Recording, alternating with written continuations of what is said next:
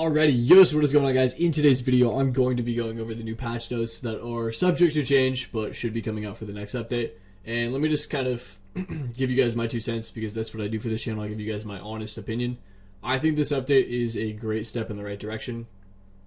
I have played the developer build, and I have tested out a lot of these decks: Blade Dancer, Genie, Inquisitor, Riding Hood, all these things that are getting so-called buffed and nerfed. And I think it is a fantastic update. I had a lot of fun playing it, and I think it kind of is a step in the right direction, like I said earlier. Drop a like in the video. If you guys haven't subscribed, please do. I am doing my absolute best to get to 1,500 subscribers. I would really, really appreciate it. So if you guys could subscribe, that'd be sick.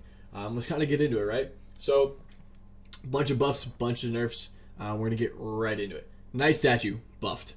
I'm going to put all the details for everything in the description or the comments or something like that, like all the actual numbers, what it is now versus what it will be in the update. But due to the death wave, they are buffing certain things, which is good, especially the older units they're also buffing as well. Sharpened Spear increased damage bonus until 30 stacks, as well as damage bonus from 31 to 50 stacks as well. Covenant of Veterans increased damage bonus up to 30 stacks as well. As a bonus from 31 to 50. So I think there's going to be 2 different versions of the stacks where it's going to be really, really good. And then after 31 to 50 stacks, it's like a reduced amount of a buff, but it still gives you a buff. And next thing on the list, Inquisitor. About fucking time. They have not buffed Inquisitor in a long, long time. I'm glad that they are buffing non-event units. Definitely needed. This is a great start. I think that Inquisitor needs much more of a buff, but it's a start, alright? Buffed due to Death Wave. Night of Light increased damage bonus per sphere. I did use this in the developer build. It kind of still seems a little weak, to be honest. I was using a Fortuna, and yeah, I'm not the best like Light Inquisitor player, but it still feels like really weak. And then Dark Inquisitor, the cooldown absorption is reduced from 30 seconds to 25 seconds, which is good. I still think it should be like 20 seconds, to be honest. Having that 10-second buffer window is really huge. Blade Dancer reduced cooldown on flower throws for the Floral Frenzy talent and increased parry negative effect removal for chance for elegant parry, which is great. Blade Dancer definitely needs these buffs. Well deserved, especially for that side of the talent tree. Treant, thank God it's getting nerfed. Base damage reduced in favor of damage from talent stacks, while the talent requires to have increased damage for Treant. It's going to go way down. I've been reading the detailed of it. I think they said like 25%, 35% base damage reduced or something like that. Also, myself, I'm not going to read that. Masters talent has been slightly weakened. That's like the 9R talent has been weakened. Bruiser Awakening Rage talent has been slightly strengthened. That's not really what people have been wanting. They want the activation chance and the timing to be a little bit different. But Bruiser getting a buff can't really hurt, right?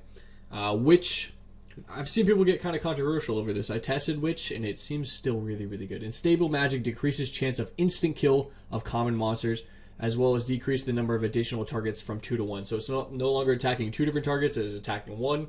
And then instead of a 3% instant kill chance, it's a 2% instant kill chance. I used it. I still think Witch is fantastic, right?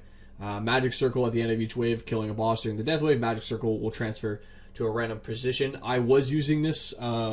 It's really convenient. It's not really stuck anymore. You're just kind of bouncing around and getting a lot of mana. Riding Hood, unit efficiency at higher levels has increased with improved pies for treats for grandma. Talent now gives you wolves a higher crit chance from 4 to 5 now, as well as more mana from the wolf that gets treated to a pie. Did play a lot of Riding Hood. It still seems really, really powerful. I definitely want to keep building it as an alternative deck. Didn't really see, like, I went through all the stats and everything. I couldn't see anything for myself. Maybe you guys could, but let me know in the comments, all right? And then the absolute cream of the crop for this patch note, what I consider to be a Genie buff, right?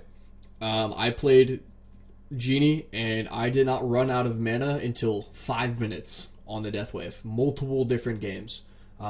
This has been a fantastic change. It's also going to buff Spirit Master for if you're running out of mana for Spirit Master. I wouldn't say buff Spirit Master, but it's going to be really, really good. Mana amounts from normal mobs is increased 2x and 1.5x from mana carriers. Approximate increase 1.5 mana during Death Wave. So now instead of you're getting basically 50% more mana, which is crazy. If you're running a wand, you're never going to run out of mana. At one point, I stopped summoning for Genie, and I had like 14,000 mana, and then even in, I think in this gameplay that's in the background, I think I had like at one point 40,000 mana, which never happens.